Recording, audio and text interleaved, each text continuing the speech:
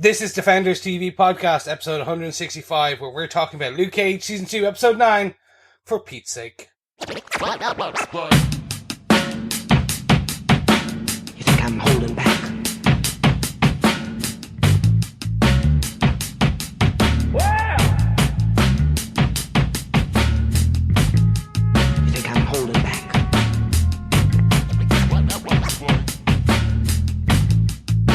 I'm out to save you.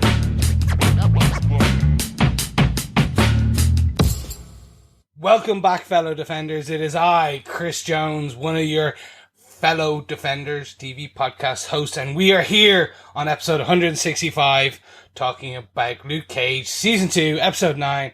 Oh, for Pete's sake. I am joined by my illustrious co-hosts, partners in crime, defenders in crime, the guy with the glowing pinky, the none other than... Yes, it's me. I am one of your hosts, John. And I'm your final host, Derek. I don't have a glowing pinky or anything else, really. No, you can be our daredevil, our avocado-in-law. I did used in to the be, didn't I? We used to introduce ourselves as members of the Defenders until we got a complaint on iTunes about how stupid that was. So we stopped.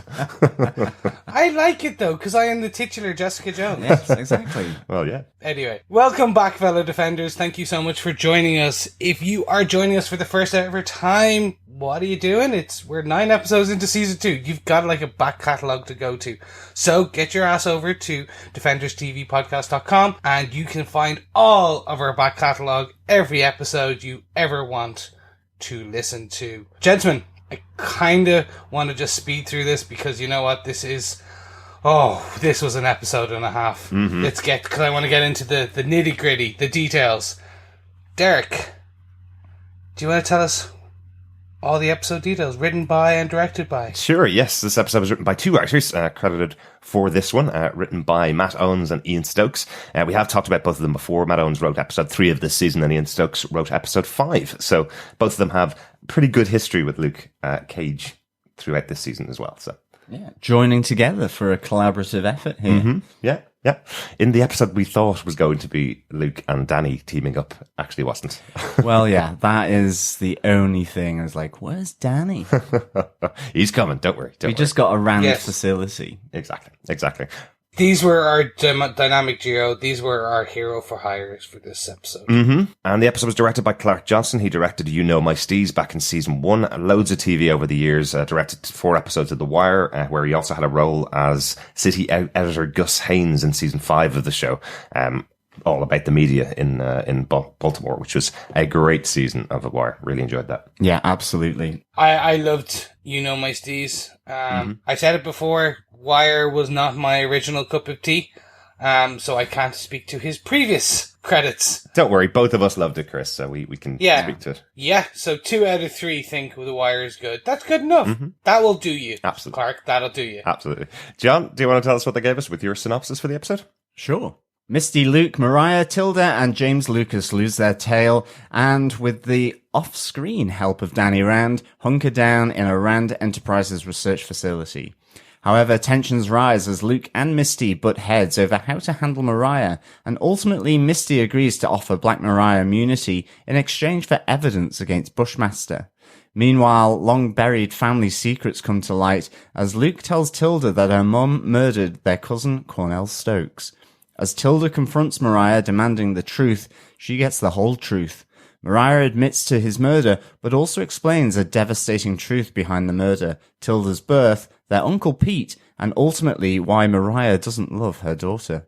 In contrast, Luke begins to reconcile with his father just as Bushmaster turns up at the Rand facility following a tip-off from Detective Nandi. Luke manages to defeat Bushmaster and he is captured by the police. However, in the confusion, Mariah escapes and reunites with Shades, who has captured Bushmaster's uncle, Paul and Nancy McIntosh. As the two plot their vengeance, Bushmaster also makes an explosive escape from police custody to Mother's Touch, where at gunpoint, Tilda is forced to heal him. I have one edit I need to make, John, to your synopsis.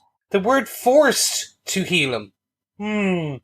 There wasn't a lot of forcing there. There was a gun. That's not a force.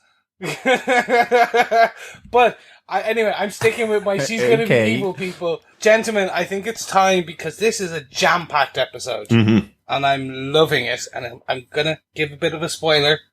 This may have been my favourite episode this season so far. Excellent. Mm-hmm. I think I'm up there with you, Chris. But let's get into our 5 bullet points. Exactly. So, bullet point number 1. Cabin fever and Rand Enterprise. Yes. Nice to see a Rand facility on screen here. And John had to point out to me after the first time we watched the episode, this is not the same facility we saw in the Defenders. Pretty obviously it wasn't. I don't know why I thought it was in the first place. I think it was just because the Rand Enterprise's signs were everywhere. John kind of went, it's not in the city. There are trees all around it. It's only about 4 stories high. It's not a skyscraper. Loads of reasons. I just thought that they were going to the facility that was being renovated for being opened again after the Defenders, but a completely different place. Yeah. To give you props, the lobby did look similar. I want to know why Luke has... It seems like he's kind of gate crashing. Like, he doesn't seem like he's talked to Danny about, we're basically just going to set up shop in one of your facilities that's being renovated. Is that cool? Yeah, no, fine. Mm-hmm. He's like, I got this. I have the code. Don't worry. I have the code. And he has to figure it out a bit. And I'm like, do you think you'd be on the phone to Danny going, what's the code? Okay, so 4, 5. Okay, grand. Thanks. We'll talk to you soon. I actually think the joke is something to do with Luke Cage not being great with technology. They have kind of mentioned that before. He's not really a technology kind of guy. And I think that's just a little play on the fact that he has to use electronics for pretty much the first time. I don't see him using much electronics in the show. I think it's just a bit of a gag on the fact that he's not very good at that kind of stuff. Yeah, and Mariah obviously is like, why can't you just break down the door and the glass? You know, loved that Rand Enterprises was here. I really wish that Danny Rand had been there as well. That's kind of how I thought it was going to happen. But I do like how Mariah says, how do you know Danny Rand? You know, this billionaire, with the reply of hot yoga from Luke Cage. Really, really good. Hilarious. Absolutely love this. But it's a great setup really here, in that you have all these characters that have different levels of loathing against primarily Black Mariah, I suppose, all together in this facility. And, you know, the camera can just follow as they move around and have these different discussions. So it's a great sort of bedrock for this episode. And of course, it allows for some fantastic moments throughout this episode. Oh, yeah. Really, really does. And I suppose, you know, some of the lines, I mean, in particular, just how Misty and Mariah are at each other's throat here. I really, really like this. In particular, there's the whole prayer circle where Mariah is kind of like throwing her eyes to the ceiling. And then later on, you have Misty throwing her eyes, waiting for some kind of divine punishment, the lightning bolt, because she's just prayed with the devil.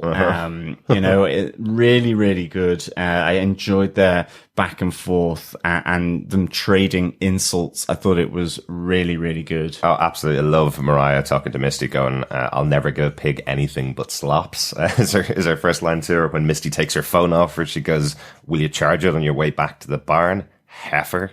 It's really, really harsh. And then you see, like, literally Misty's like, oh, I'm gonna beat the crap out of her. And then you see Luke like, Misty, calm. It's like, I don't care what job I've got. She's going down. Yeah, it's absolutely hilarious. Just the pitter-patter between these characters is fantastic. It's something that's well known in writing circles. One of the tenets of having great character writing is about putting your main characters in one situation together and just having them play off each other. It was a technique that Quentin Tarantino used to use in his movies, and how he made them such small budget and interesting character movies is just getting 13 different people in a room and talking through a situation. It's kind of 12 Angry Men was another example of this, where you just put them in a room and see how they play off each other. And it's something you only really do when you know your characters really well.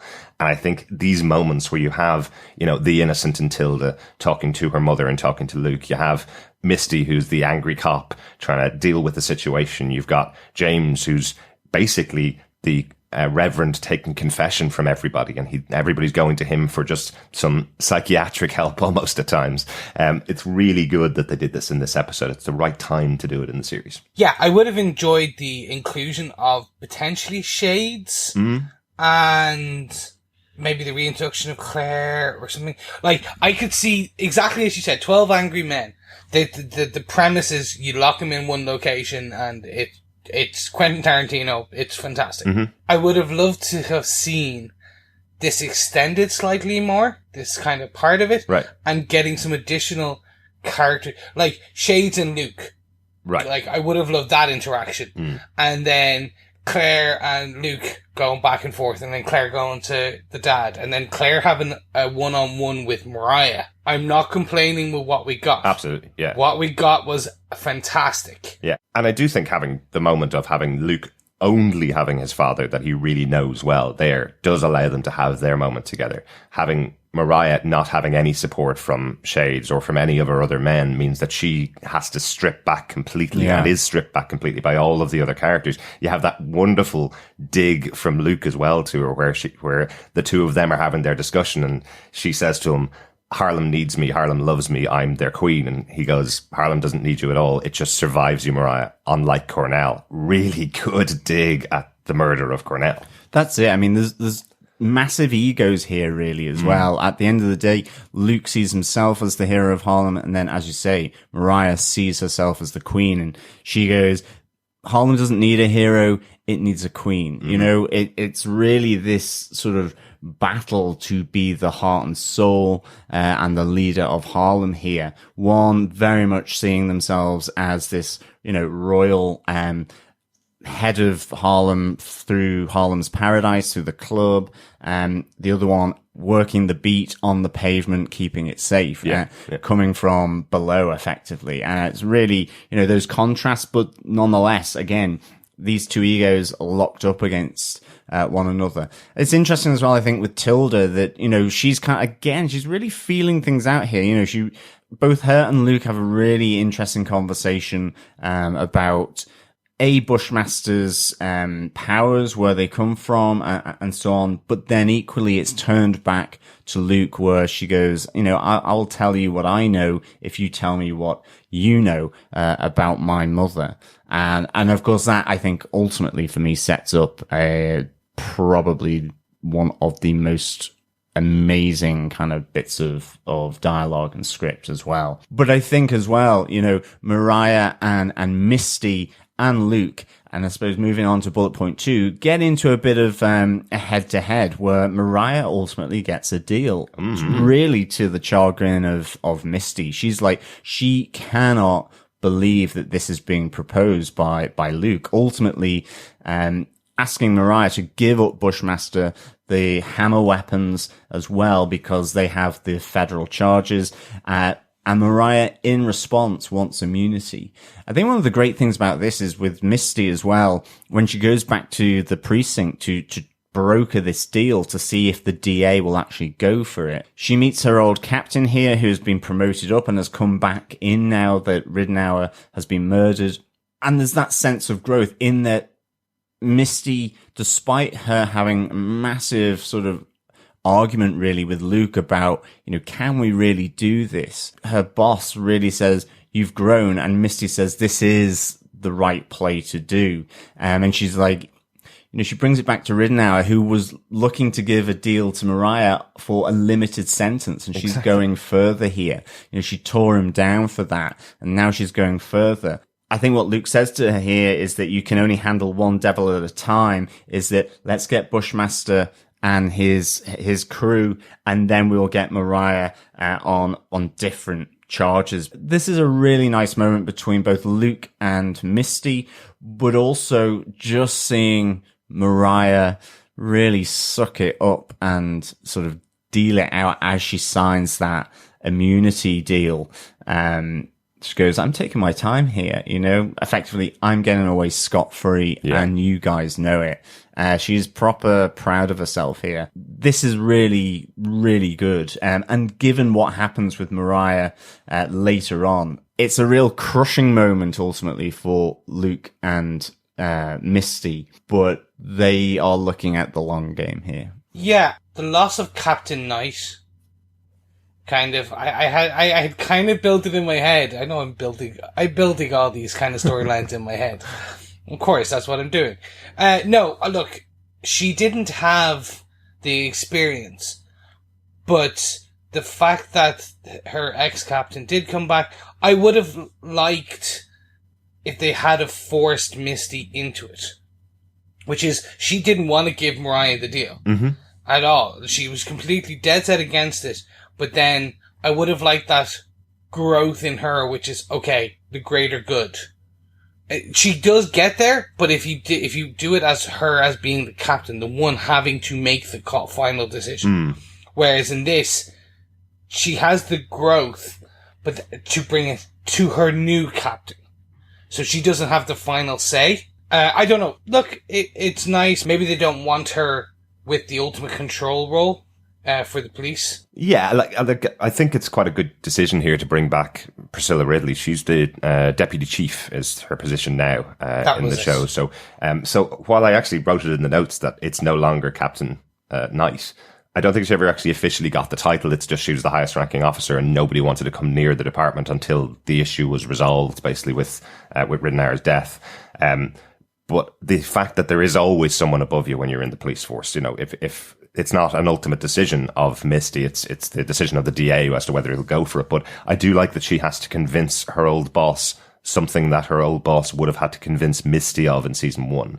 So that's where we kind of see the growth. Yeah. That's where you have that moment with Priscilla Ridley where she looks at Misty and goes, have I seen a change in you, of all people? You're actually changing and understanding how the system has to work sometimes for the greater good. I do like that scene between the two of them because they had butted heads so much throughout season 1.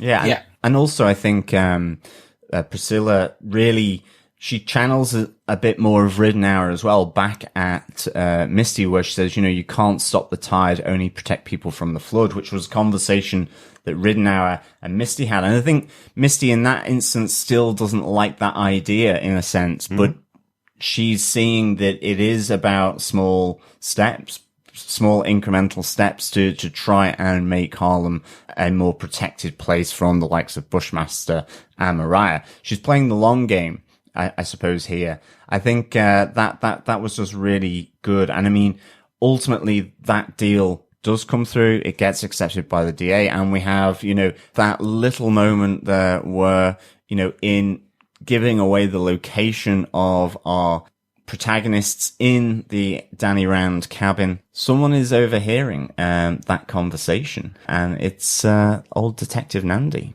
Yeah, it's really interesting, isn't it? And we'll talk about it a bit later on when we get to the real point about the attack from Bushmaster, but it is interesting. There's something about Nandi's reaction to the conversation that's going on with Misty and Priscilla Ridley.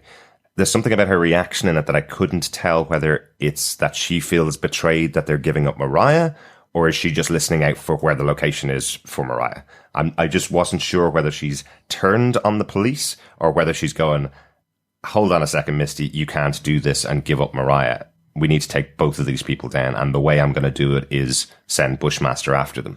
Or whether she's just in it for the money. I wasn't really too sure. She does say a line about that to Bushmaster when she gives away the location. She says that deal's still on the table, but I'm still not sure whether we're just going to see in the next episode Nandi goes, I couldn't abide by you letting Mariah get away scot-free, I think it's going to be the latter. I think it's the money. I think what we're going to find out is there's back from when Misty knew her originally and they were on the same team together. Mm-hmm. We're going to find out that, there was something in the background. She took bribe to fall, or, they're going to have it as she's corruptible. Okay, maybe. She hasn't been built to be that anti-Mariah in this story so far. In that she's not the one railing about having to let Mariah go for Ridenour when she was in the police station. She's not the one railing as much as Misty was. If you can see, there was no outburst that all coming from Misty. It wasn't coming from Nandi. There's certainly been a lot of moments, though, where she's criticised Misty for stepping all over her case. She still feels that Mariah is responsible for the death of Ridenour. I think that was the active theory in the department, that she's the one that killed Ridenour, even not by her own hand. She sent somebody else to kill him. So there's possibly that moment where Nandi's going, hang on a second, I know you need to take down Bushmaster, but we still need to solve the case that you've been stepping all over throughout the series, basically, Misty, and now you're going to let go the only person we feel is responsible for the death of Rittenhour. I'm just not sure. I think it's something that we'll see in the next couple of episodes, but I think both sides are possibilities, and we'll definitely get it confirmed in the next episode, I'd say. Yeah. I just think she wanted a payday. Who doesn't want a nice 2 million, potentially 3 million payday? Yeah, 3. Yeah. Gentlemen, I think it's time we move on to bullet point number 3. Yeah. Something I never thought I would see happen. The reconciliation. Luke and James finally see eye to eye. Yeah, I know we saw a little bit of it last episode. We did comment on that lovely moment between the two of them where James punches a guy out and says, "Nobody hits my baby," you know. Nice little moments. But I like the interaction between these two characters again. I love that we find out that story that he was talking about to Claire earlier on about Titanic is a go-to for James, that he always has this problem with the movie. It's like as if he walked out of the cinema after seeing the movie and went, "This is so wrong. Why did Jack have to die?" And it's stuck with him forevermore. If a woman's not willing to let you on her door as she floats away from the Titanic, then she's not worth your time. I just think it was the last kind of contemporary film he saw. Maybe. When's the last time he went to the cinema? Oh, remember Titanic, this recent film? I'm like, I really enjoyed the Coco conversation, that sometimes you just need the right touch. Yeah. And you see Luke just shaking the shit out of it. Yeah, absolutely. That was just like brilliant. I'm surprised though. Like he's definitely able to control his powers. I'm surprised he just didn't rip the front door off the thing when he was shaking it as hard as he was.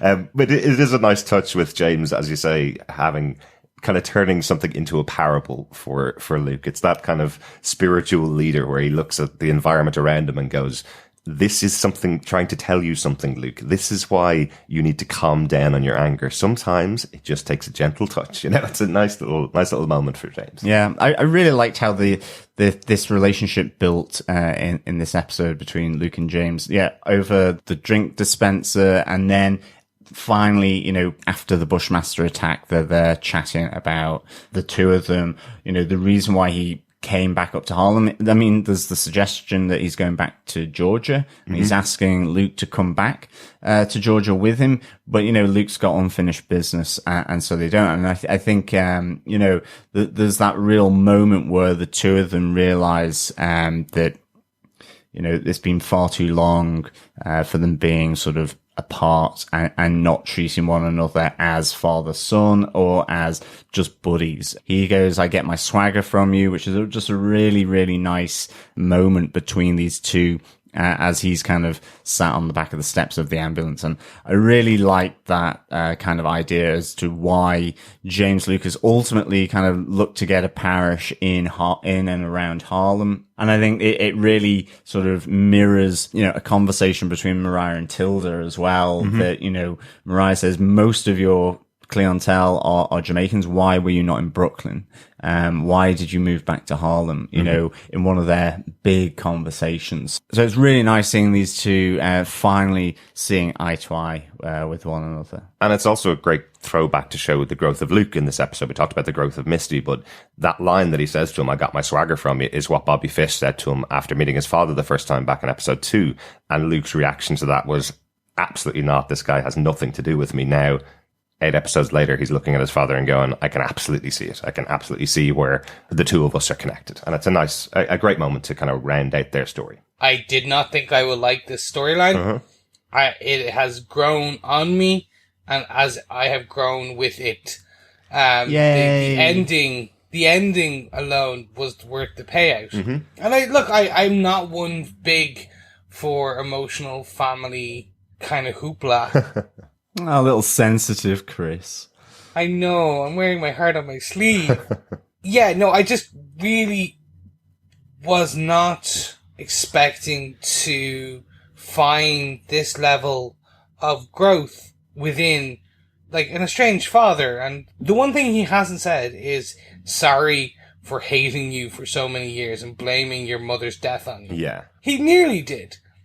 It made up for it with the hug, where the two of them did that. We're grown men. We're not going to really hug. We're going to potentially, like, hug with our heads down on each other's shoulders, like, touching each other, so there's a gap between us because we're manly men. But he genuinely says he loves Luke. Like, that's, Yeah. how much better can you get? It is a great moment. And I think we talked about it earlier on in the season, that that's what Luke was holding on to against his father, was that he wouldn't apologize for his treatment of Luke.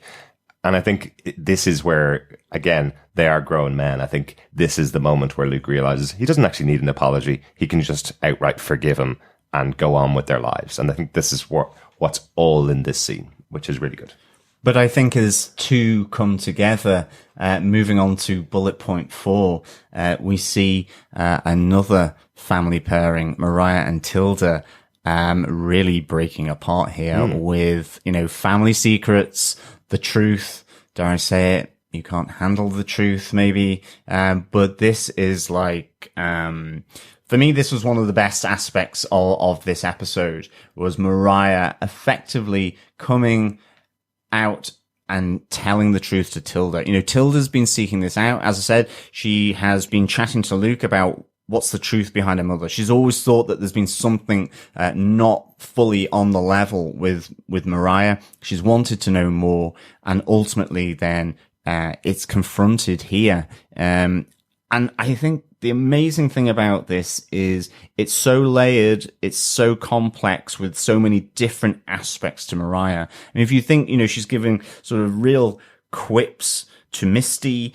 She says it's hard to imagine Luke Cage in diapers to his father when they're sharing pictures.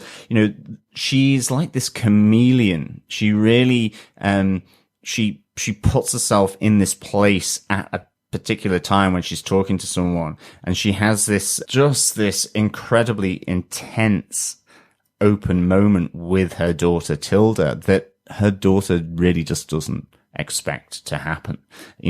It's all about the death of Cornell, and it moves into just everything to do with her relationship with Tilda. And it's fantastic acting from Alfie Woodard here, really. And Gabrielle Dennis. Yeah, exactly. In these scenes, just so good. We've talked so many times about how amazing Alfre Woodard is, and you're absolutely right, John. The moments in this episode where she's talking to James and she's seeming to act like a mother who wasn't present for her daughter's life just to steal his phone is what we find out later on. It's that she's not actually just playing a part, as she has done throughout her life, playing different roles to get what she wants. It's so interesting that she's able to have these moments with other people, and we're really seeing those layers throughout this series. Particularly, Alfre Woodard is an absolute star, but without Gabrielle Dennis on the other side reacting to this knowledge, the scene wouldn't be as powerful as it is as they're talking. It's fantastic, and she totally goes all Blair Witch Project on that stuff here. The mucus coming out of her nose, the tears coming out of her eyes, all look so realistic.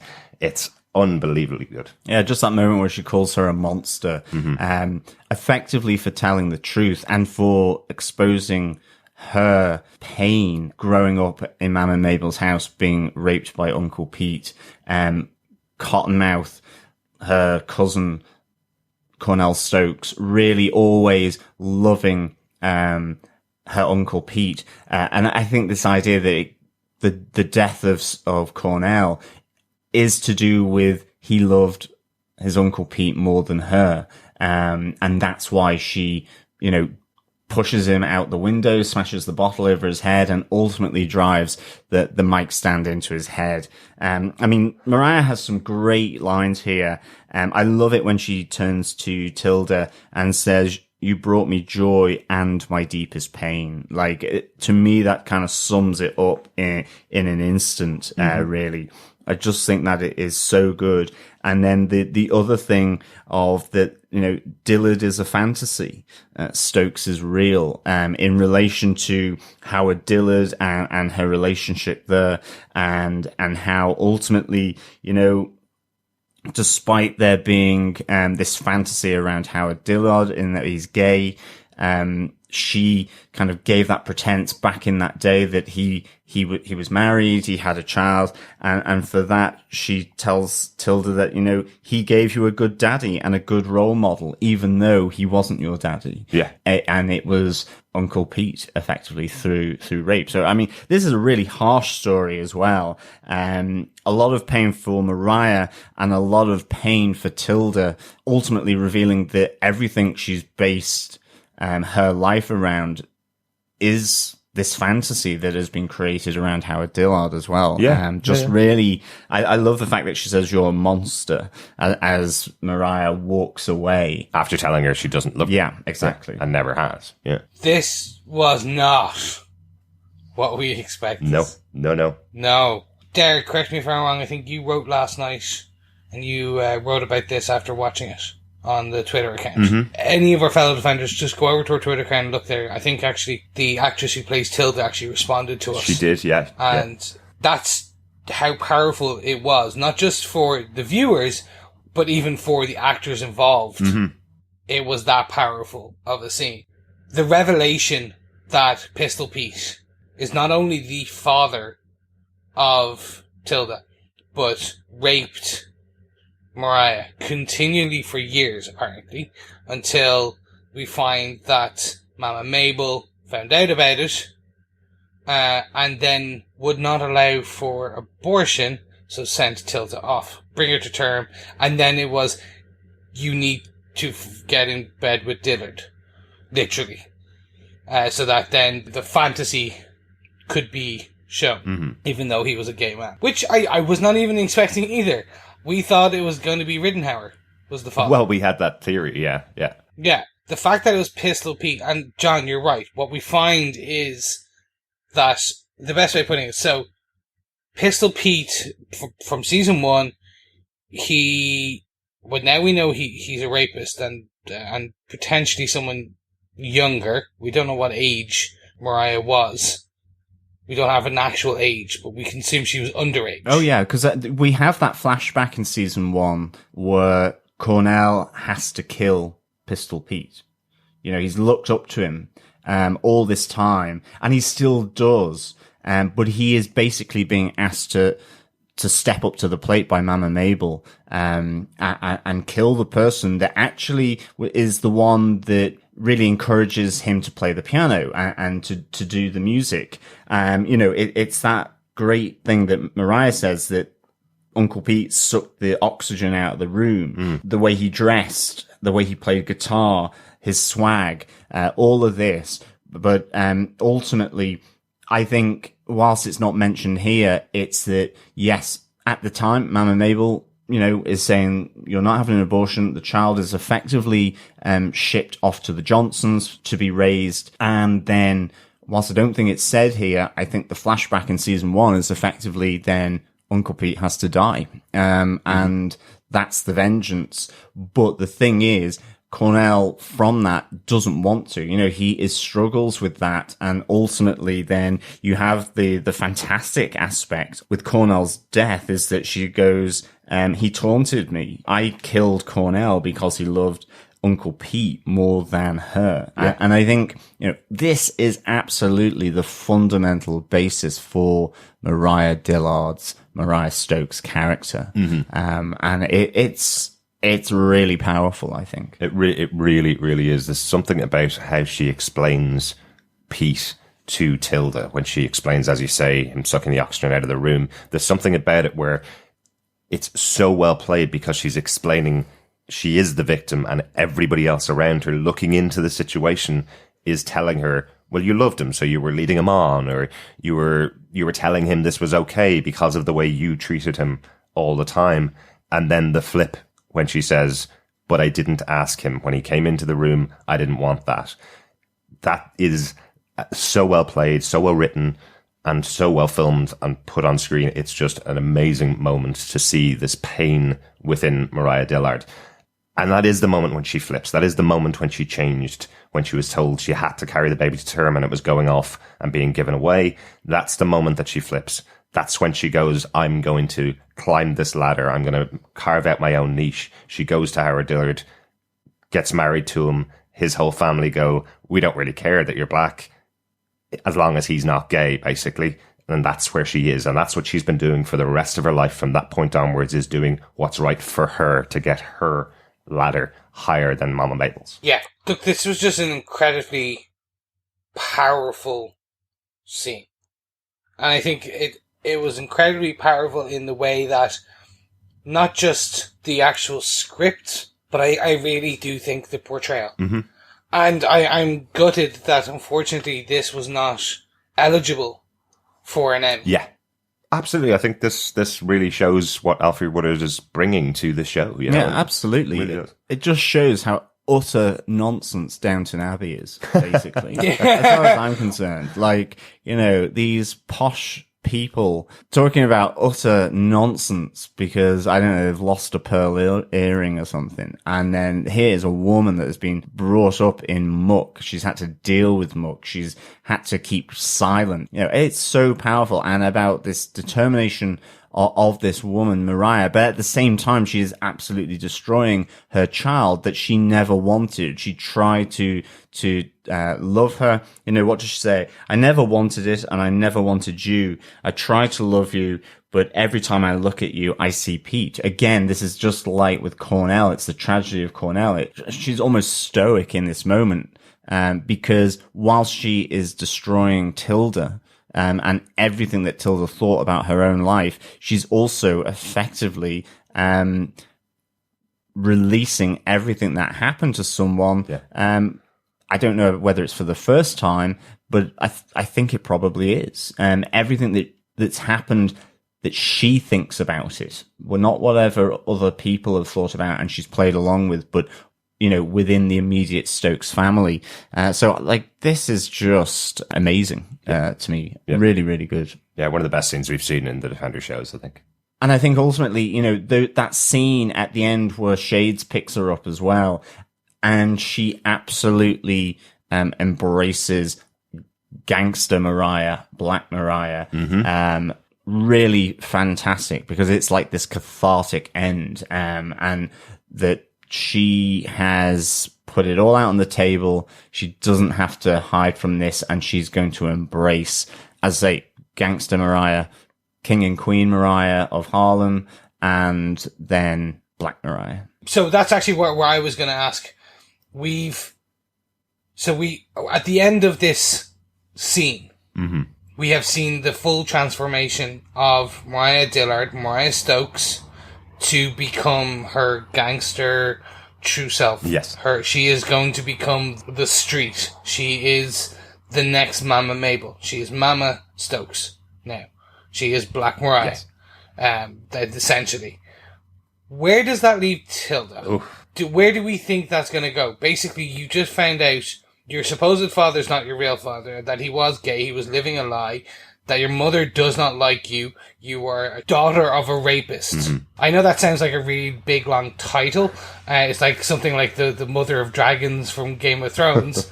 All joking aside, like, when you find all that out in the space of 24 hours, she is nearing full-on breaking point. Mm-hmm. Like, we can see the spasms, the twitches in her hand when she's touching the nightshade, which she still has some. Yeah.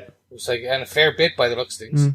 Well, a potful, if you will. Where does this leave her? Like, I'm curious. As I said at the opening of this show, I don't think it was that forced help.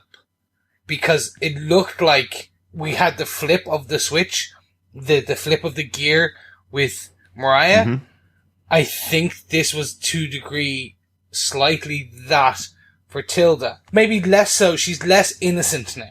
Well, absolutely. Like you said, she was close to breaking point after this discussion with Mariah. She's at breaking point. I'm not sure whether it's going to push her down a path of criminality. I don't know whether that's going to be the story. I'm not too sure. That sounds like a really comic booky story, and I don't think Luke Cage has been comic booky very much or very often. What I do think is the rug has been completely pulled from under. The one moment we didn't really talk about is her conversation with Luke, where she says to him, she talks about her past and where she came from. She said she became a doctor purely because of what her father had done, thinking Howard was her father. She went into Doctors Without Borders because that's what Howard had done. While she was in Doctors Without Borders, that's when she learned about holistic remedies. It's all because of Howard, and that relationship has just been pulled out from under her. He had no connection to her. They didn't spend any time together. She just was going by this image of a man who was completely different than she realized and wasn't connected to her. So her entire past has been pulled out from under her. She moved to Harlem to be near her mother, and now her mother's saying, I don't care about you. Get out of my face. And then when she gets back to the only place that she felt any kind of safety, which is mother's touch, when she walks back through that door, she's got Bushmaster sitting there going, you need to help me and you need to save me or else you're going to die. So kind of luckily right now, she doesn't have to make any decision other than keeping herself alive by keeping Bushmaster alive. So I don't think it's going to be a big conversation next episode of Bushmaster where she says, can I join your gang? But it may be a conversation with him going, go ahead and kill her. I hate her, perhaps.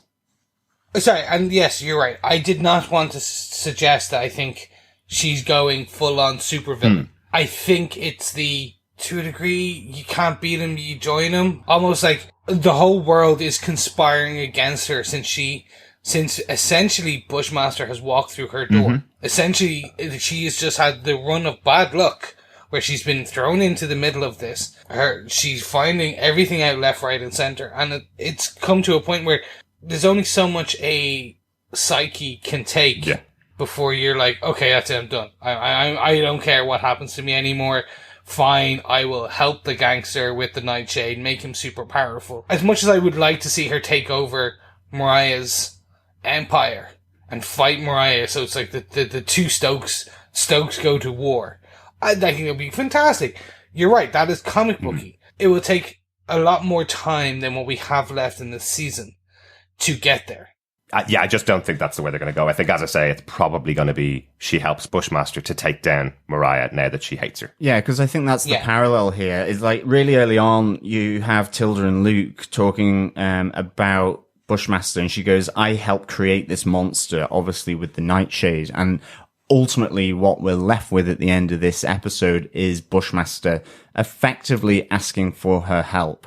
And we have Sheldon in Mother's touch with a gun as well, forcing, dare I say it, Tilda to mix up the special remedy that gives Bushmaster his powers. Yeah.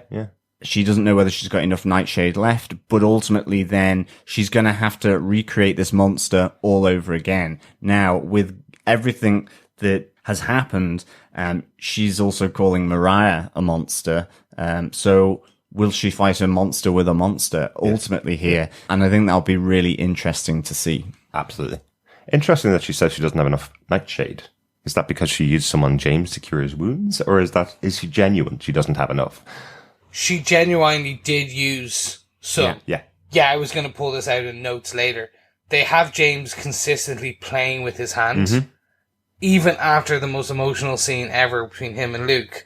As Luke walks away out of shot, then you have James. James is still playing with his hand.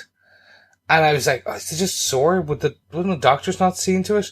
What I think we're going to find is that when he takes off in the next episode, he takes off the bandage, is completely healed. Right. Yeah. And that's Luke's suspicion going, she gave you something. That's how it brings Luke towards where she is to find her, because she knows, but she's actually with Bushmaster. That then kind of brings you to the end conclusion.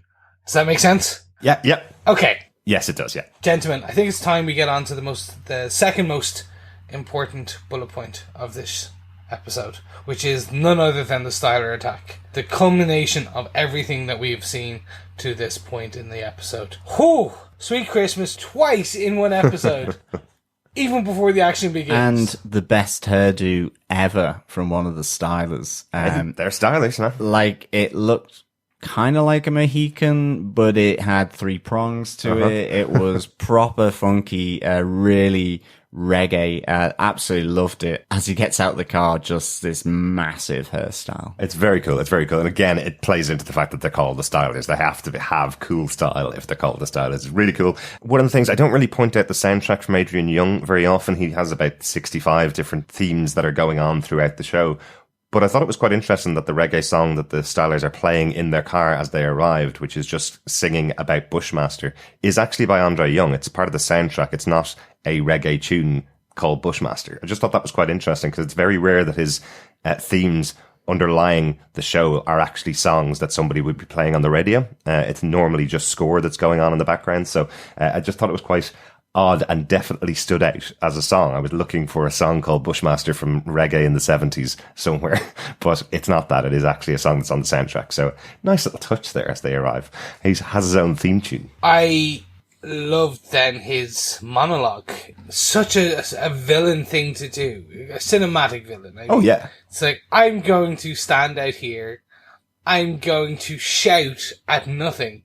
And I'm going to basically make you or request that you give up everything. And you're like, when has that ever worked? Come on. But they do consider it. Yeah, interestingly, this brings up the ultimate in superhero dilemmas, I suppose, is the way we see it. This is basically the Batman versus Joker thing. Do we keep going round and round in circles, arresting this person, putting them in prison, letting them get let out, or do we kill them?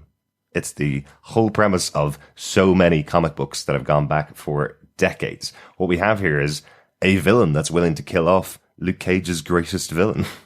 And he doesn't have to do anything other than push her out there. He says, everybody else is free to walk away.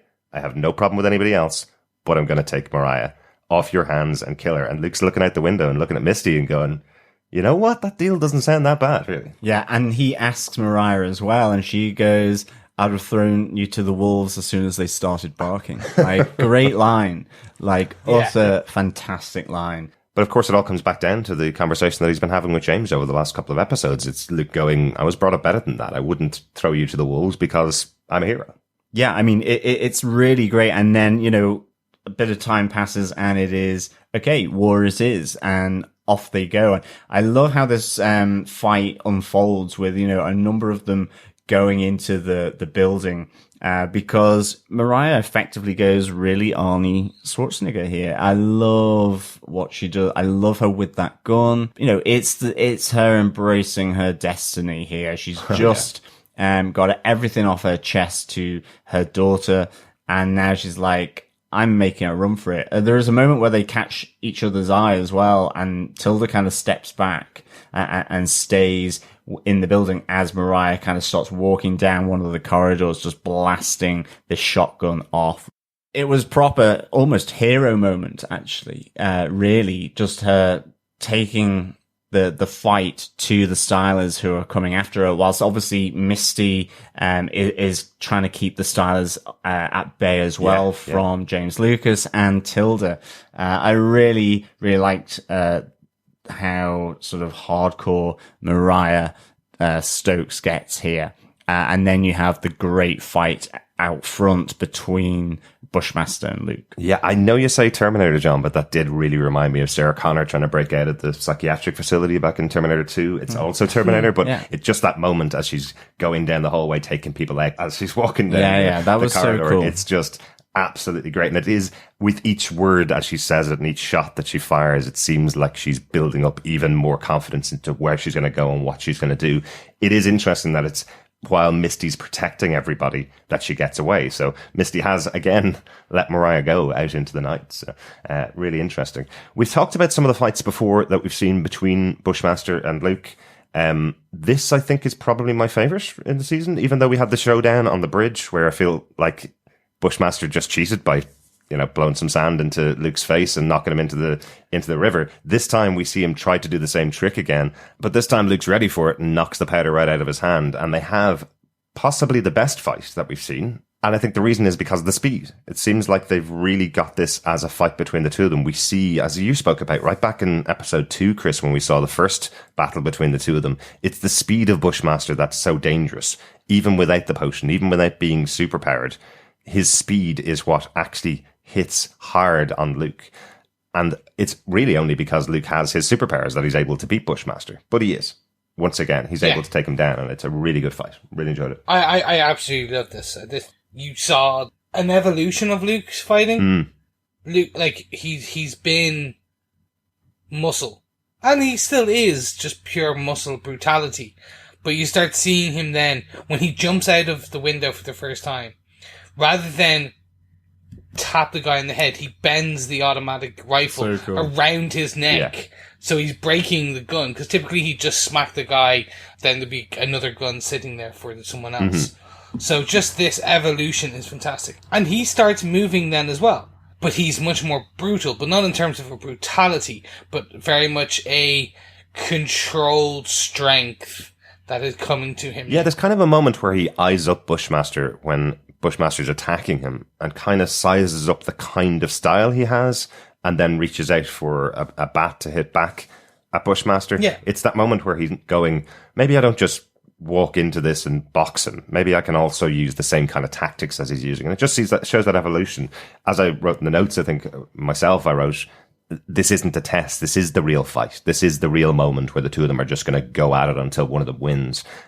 Without any superpowers, without any powder blowing in his eyes, Luke's able to take him down. So it is the real proper fight. Yeah, I loved this. And then, actually, it was a good fight to watch. Exactly. Yeah. It was really enjoyable. It was satisfying. Each punch packed a wallop. And then the deafening final blow, which is Bushmaster is laid into that car.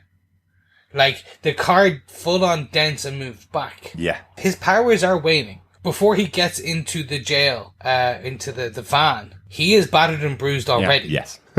After the van, he's a bit more than battered and bruised. Yes, exactly. And so I think, actually, John, do you want to take what happens in the van, the monologue? Oh yeah, about Nanny? absolutely. Like, for me, this was next to Mariah's story ultimately, and where she came from. I really enjoyed this story, this tale of Bushmaster. Again, it's that strong link back to ancestries, the old ways, the history, as he talks about Nanny and the Maroons and the birth of Jamaica in fire, resistance, and independence. You see these links back to how he has operated throughout the earlier episodes in the season. You know, the decapitated heads put on stakes at Mariah's family first. He talks about the Maroons and, you know, becoming slaves in the sugarcane plantations of the British in the Caribbean and in Jamaica, and Ashanti, who didn't forget who she was, the magic, and keeping the science alive, you know, leading this revolt. He talks about them sort of melting away into the landscape of the Blue Mountain and ambushing their former slave owners, cutting off their heads, taking their time, you know, and this was the true birth of Jamaica. I mean, it's a really fascinating that he does this as well before he makes this sacrifice, in a sense, in order to gain his own freedom as well from police custody. You know, I think it's an important tale that he tells here. And I just thought it was really, really good. I mean, I am a sucker for history as well. True. No, really fascinating and really interesting story. You always know there's something going on in the mind of Bushmaster when he opens his mouth to tell one of these stories. You know, the last time we had a story like this, he burnt down the brownstone of the people he was telling the story to. We should have realized those police officers in the van with him weren't safe, that he had something in his hand. And it turned out to be the bomb. So he blows the van away and everybody inside it. But because of his powers, he is still alive and drags himself to get help from Tilda as the episode closes. Yeah, exactly. I think the other thing here, just quickly to mention, is, you know, when Shades meets up with Mariah, that he has Anansi captive in the boot, still alive.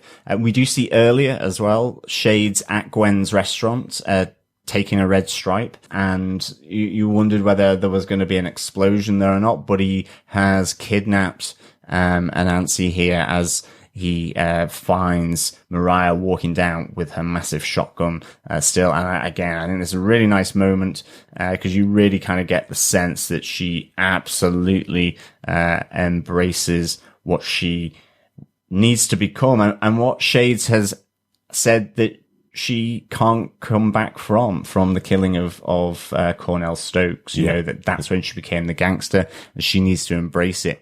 And of course, as always with these two, their relationship blowing hot again here. Yes, absolutely. And I have to agree with you just on your point about Gwen's, about Shades sitting in Gwen's. I thought that was his plan. I thought because the brownstone got burnt down by Bushmaster, that he was then going to burn down Gwen's in retaliation for that Definitely. attack. Not while he was inside having a red stripe, after he'd left. Still not 100% that will not happen. I don't think it will happen right now, but I think there will be a coordinated strike on that, because he's now done the recon. He's got an Nancy. Yeah, this is going to be interesting. Definitely. I think that finishes out our top 5 points. It does for me. Yeah, absolutely. I think on to the notes. Anyone got any notes? I know I do. Yeah, first one for me, just really just to call it out because it seemed to be quite present in there when the cocoa's being made by Luke and his father, and Luke calls out, "I executive produced this coffee." It's just interesting that it comes so quickly after him saying, "It's my show" to Misty when she says she's going to lead their team up earlier on in the season. It just seems to be a little bit of kind of a Deadpool fourth wall breaking kind of comments where they're talking about the actual TV show as opposed to their actual relationships. These kind of things always seem to stand out. Yeah, really, really good. Just some more idea of science, magic, and God here, which was really good.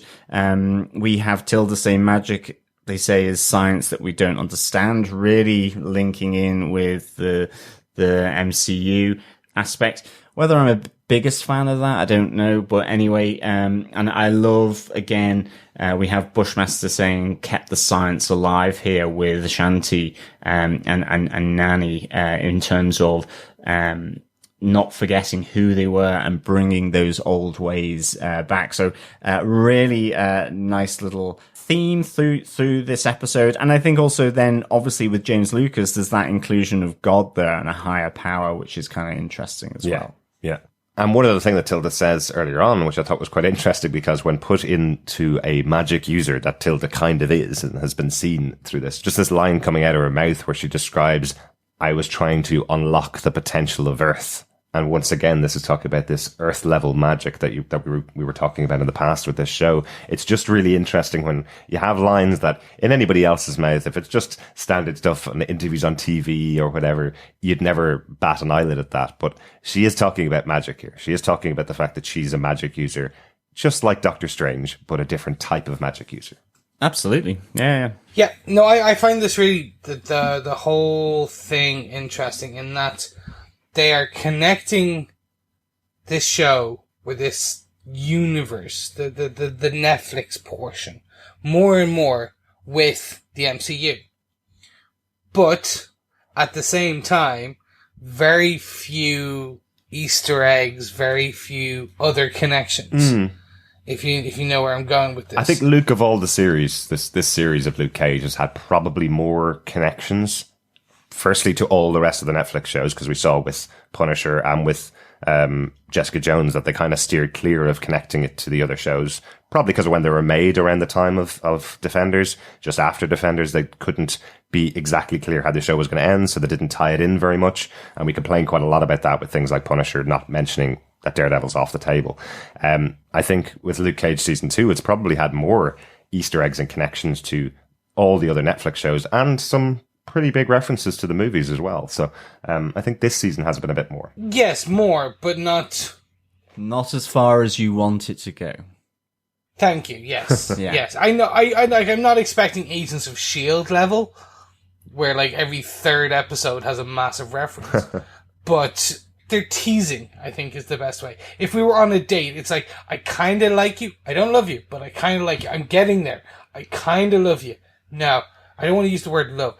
They want to be my partner. They want to love me, but I don't want to say the big L word. Not to sing my own praises, but I think I did describe this last week as the Netflix universe can't really reference the Marvel movies because the Marvel movies and the Marvel TV shows on other networks are for a much younger audience than the Netflix shows are. If you have Captain America walking into Pop's barbershop with Luke Cage, you're basically telling a 12-year-old he should watch a show which has sex and language and loads of violence and killing in it. So they don't cross over in that way, and they never can. That is fine. But there is a rich tapestry history, just over 80 years of Marvel comic book history to draw upon. Yes, but the Netflix shows aren't doing that, though. The Netflix shows are really the Marvel Max, which didn't cross over with the main universe very often. Yeah, but it's still pulled upon the history. Well, they do. They pull on the history in that we know that Iron Fist comes from Kunlun. Luke Cage had the tiara on. Yeah. For my 2 pence worth, I don't think everything needs to be connected. I really don't. I think sometimes it works, like with the MCU.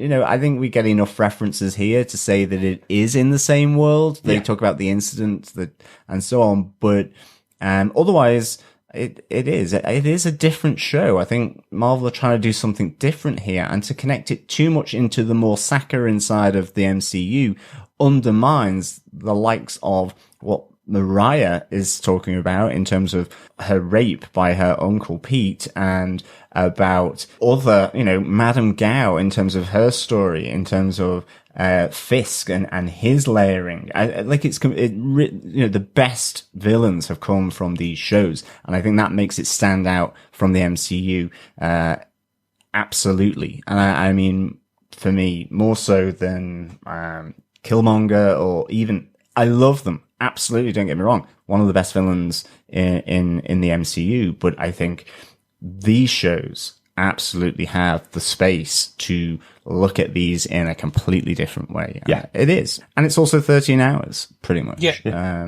Compared to 2.5, 3. Yeah. All valid points. I want my brother Voodoo. Yeah, me too. Love. I'm joking now. Sorry, gentlemen. I would love to have seen Bleecker Street on the Defenders. Absolutely. Would have loved to. Alas, they didn't do it. You're right for the rationale of why. Mm-hmm. Very much. But definitely take a character that they haven't used yet and turn it into a Netflix Marvel character. You know? That's absolutely cool. I think just because I know when I say these words, someone's going to squeal and we're going to get loads of thank yous. Do you think they should do Moon Knight? Yeah, I'm open to them doing anything. I'm loving what they do on the Marvel Netflix series. But first up, I want Daughters of the Dragon. Absolutely, yeah. Any of those sound perfect to me. Yeah. I want to see Heroes for Hire. Yes. I want to see the Defenders back again with Monsieur Stephen Strange helping them out, not necessarily leading them. Yeah, no, I absolutely love the interaction, but I don't think it's a necessary must. Absolutely. Am I disappointed that the interaction, the crossover with other aspects hasn't been what I would have liked, given my favorite comic book hero? Absolutely. But at the end of the day, these shows stand on their own 2 feet, and they are fantastic for that. But I would love Doctor Strange being in there. Absolutely. Mm-hmm. Just one final note from me before we get out of this area. I just think it was really interesting. We talked about the conversation between Mariah and Tilda. What I thought was interesting was that Mariah is pushed over the edge by the way that Tilda thinks her life has gone.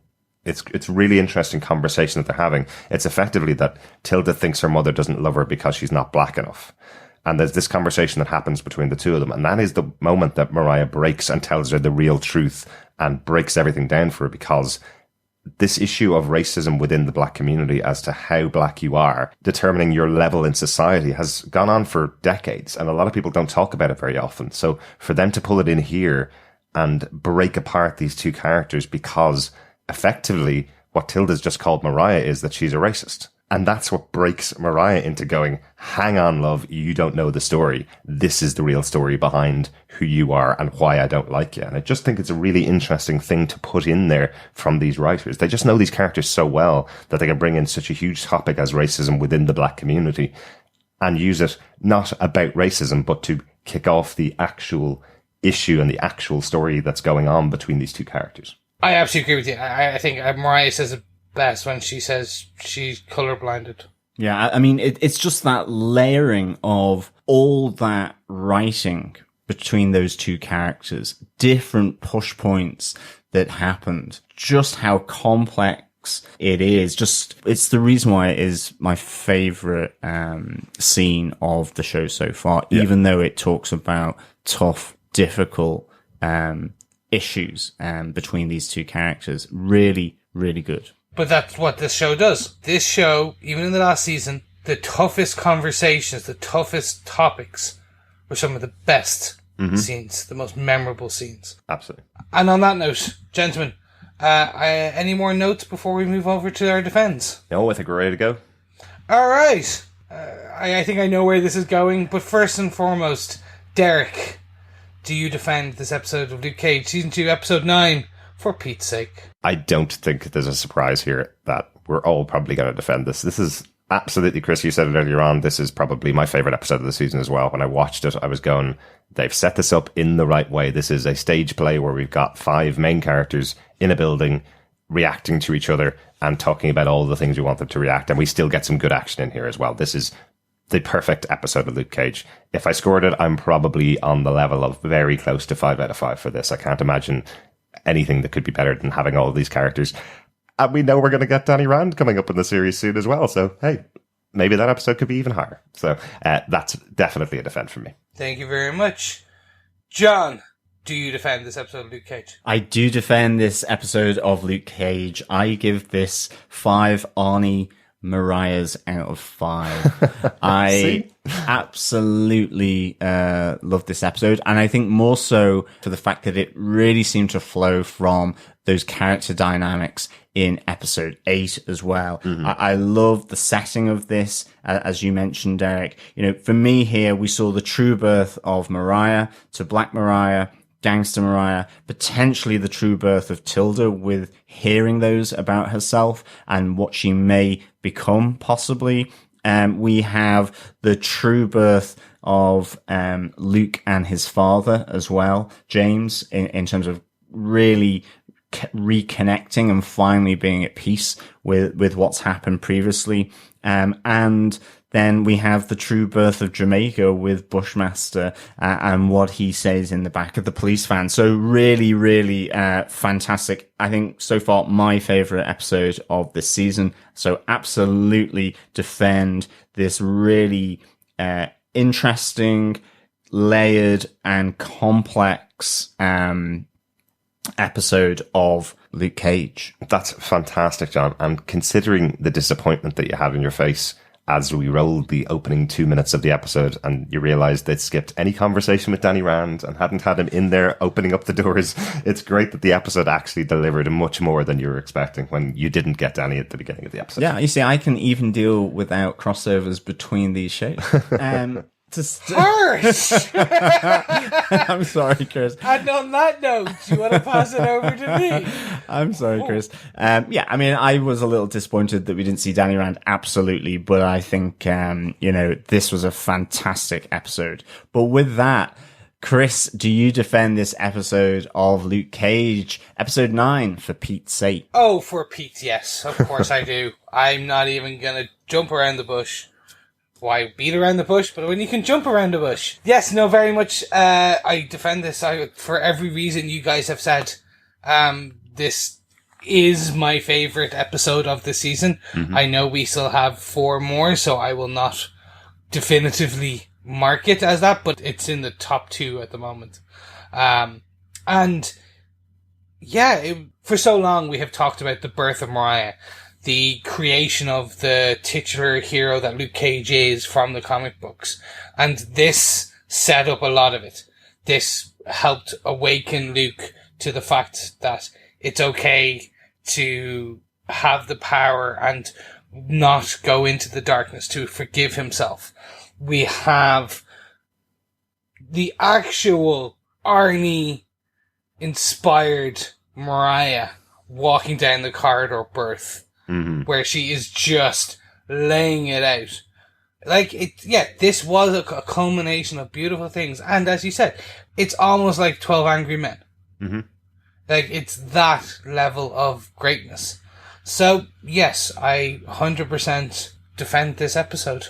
Isn't it really weird? There's something that I was talking about with John after watching the episode, that moment at the beginning when they arrive at Rand Industries reminded me of Day of the Dead, the George Romero movie, where you've effectively got all these people going to a shopping mall and being stuck there as the attackers come and surround them effectively. It just really reminded me of a zombie movie where you've got the survivors all ganging together and being stuck in one location, and how are they going to play with each other, because effectively you've got the greatest villain and the greatest hero sitting there, and they can't beat each other up because the other villain's coming in around them. So that's one of the things that I think is a little bit of a touch point for the episode. It just kind of stood out to me. But I'm a huge zombie fan, so maybe everything reminds me of Romero. But you can't beat a good old Day of the Dead, Dawn of the Dead, Night of the Living Dead.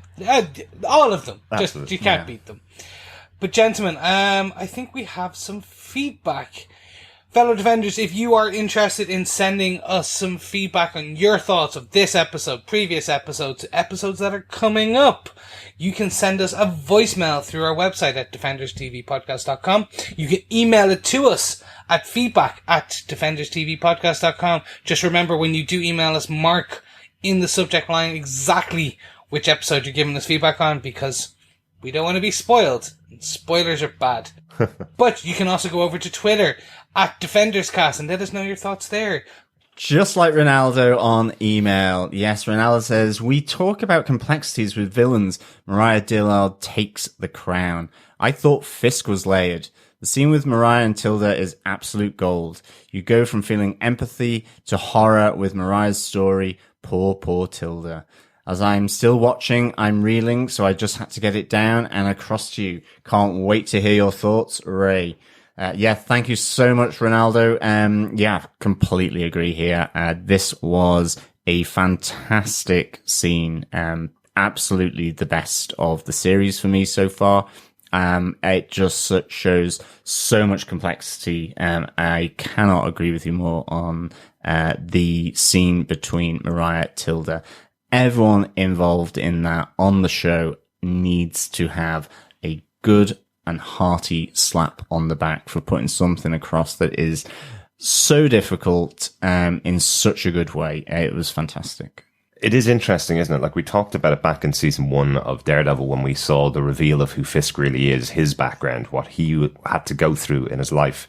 And that was done in flashback. And Chris, you talked about it before, that these shows are getting known for having a flashback to show you the big moment, to actually show it on screen. In this scene, we just have Alfre Woodard talking to Gabrielle Dennis, discussing the moment of her creation, and we get no flashbacks. The camera doesn't cut away from Alfre Woodard at all. It is that monologue moment that you would get in a stage play, and it is fantastic. Does this push Mariah Dillard into being a higher level villain than Wilson Fisk? I don't know, because you can't unsee the performance that Vincent D'Onofrio gave as Wilson Fisk. You can't unsee it. Once you've seen it, it's there, it's in your mind. So it'll never be able to compare the two, but she's certainly one of the best villains now in the MCU, in the Netflix Marvel universe, being built up over these episodes. This is episode 10 of season 2. That's 23 episodes she's had to really develop and hone the character and own every scene she's in now. So yeah, I'm kind of on the side that she is probably a greater villain than anybody else that we see. Fantastic. Thank you so much for your feedback, Ray. Just dropping back in with a bit more feedback from our Facebook group. Robert Phillips talks about episode 8, and he starts with, now what are we meant to think about our evil king and queen after that episode? Mariah and Shade now showing some degree of humanity, but determining to set themselves back on the throne of the underworld by whatever means possible. Misty is back on the force, briefly, and is still surprised by her bionic arm, it seems. Yeah, we didn't really mention that in the episode. There seems to be a bit of extra strength on Misty Knight's arm, doesn't there? Yeah, just a little, but yeah. I'd be surprised by the strength of that bionic arm as well. Definitely, yeah. Robert Phillips goes on to say Tilda might have the way to break Bushmaster's invincibility, but she may not need to if he breaks himself with inadequately prepared nutraceuticals. Then there's the booty call that Luke makes to Danny via his coffee pal. Well, I'm choosing to read it that way for this episode at least. Absolutely. Also on episode 8, Jamie Young. Sorry, I'm so late getting my feedback in for this episode. I was on vacation last week and took a break from Netflix and podcasts. This is another episode with too many great scenes to list. I always knew there was more to Shades than meets the eye, and I haven't been disappointed. It says a lot for his character and Theo Ross's acting that he can murder his best friend and former lover, and I don't hate him.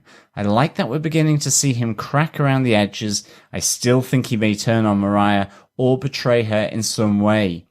Ben Donovan is the slimiest of slime balls. I love it. It's really hard to say how the relationship between Tilda and Mariah will continue to develop. Tilda seems both appalled and loyal to her mother at the same time. Can't wait to keep watching. Lastly, I loved the part where Luke's dad punches the styler. Bulletproof or not, you're still my baby. Thank you so much, Jamie. Thank you so much, Robert. Yeah, a load of great points there. I have to say, I'm not entirely sure where Shades and Mariah's relationship is going to head. I think it's a really tough one to call. You know, they do tend to blow hot and cold. Will they form this power king and queen of Harlem, or will it just be a king, or will it just be a queen of Harlem? I think really we're to see how that plays out. But at least we see them back together in this episode that we've talked about. Oh, so, definitely. Yeah, really good. And of course, yes, we do see how Tilda and Mariah's relationship plays out, really. And ultimately, Mariah, without a shadow of a doubt, pushing away her only daughter. But the thing is, the great thing about that is that you feel for both of them, because Tilda has absolutely been given the truth, and Mariah is wearing her heart on her sleeve about this episode in her life for the first time. And you can kind of maybe empathize with Mariah as to what happened and why she would find it so difficult to have some form of connection to Tilda. And despite that, I do like the way she says, you know, the Dillard fantasy gave you a good role model, gave you something to aim for. So it's kind of really interesting how this plays out. It is both kind of almost caring and absolutely brutal at the same time in terms of what Mariah does here. So a great scene from this episode.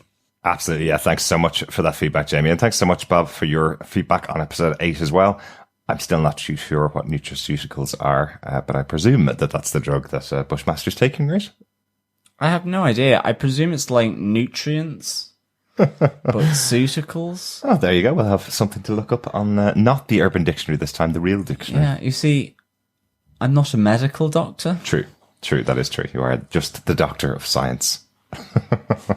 Robert also came back with his thoughts on episode 9. He says, a base under siege episode, hiding in a Rand bunker and bringing home truths that hurt, and once again question where the moral lines are drawn in these characters. We hear Black Mariah, her painful beginning, the truth of biological genesis being completely different than being a parent. With gun in hand, she reverts to gangster. Reverend James is still good. And the mystical and magical and scientific are wrapping together with Tilda and Bushmaster. Is there going to be a healing found in the herbs? Is the Queen to be recrowned? Has the officer who searched Bushmaster before the prison transport already been sacked? Can't wait for the next episode. But I will.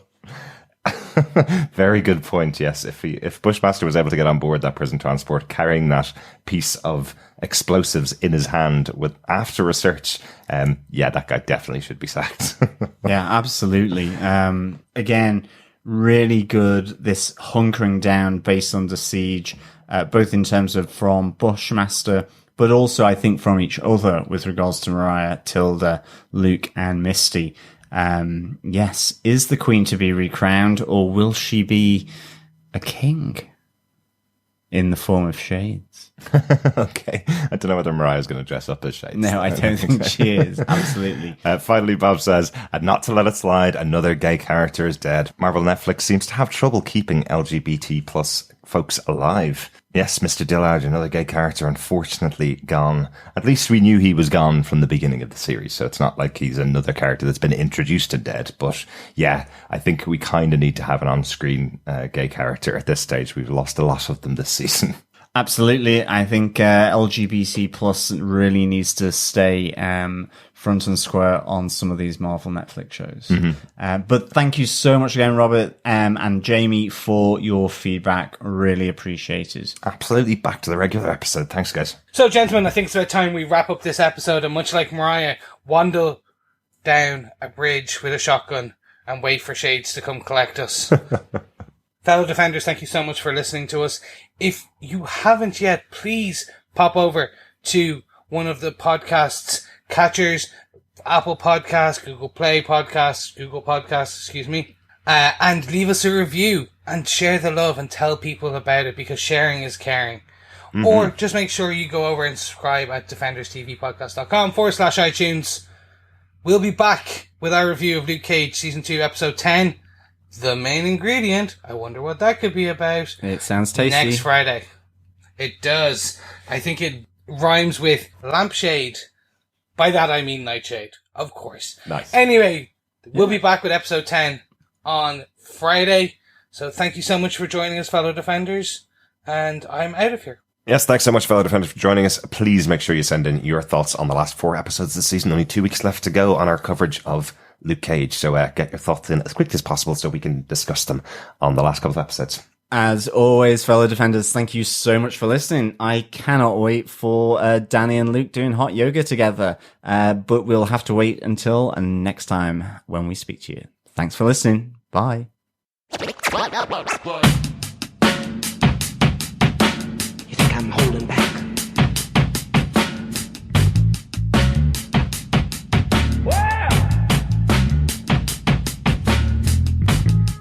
You think I'm holding back?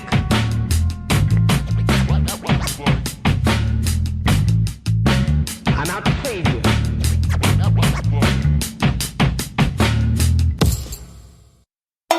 However, in the confusion, Mariah escapes and reunites with Shades, who has captured Busmaster. Busmaster. And the best hairdo ever from one of the stylers. They're stylish, huh? Like, it looked kind of like a Mohican, but it had 3 prongs to it. It was proper funky, reggae looking. What the hell Chicken. is reggae? Sorry, reggae. Funky Reggie chicken. Great Reggie. We'll be back with our review of Luke Cage Season 2, Episode 10. The main ingredient. I wonder what that could be about. It sounds tasty. Next Friday.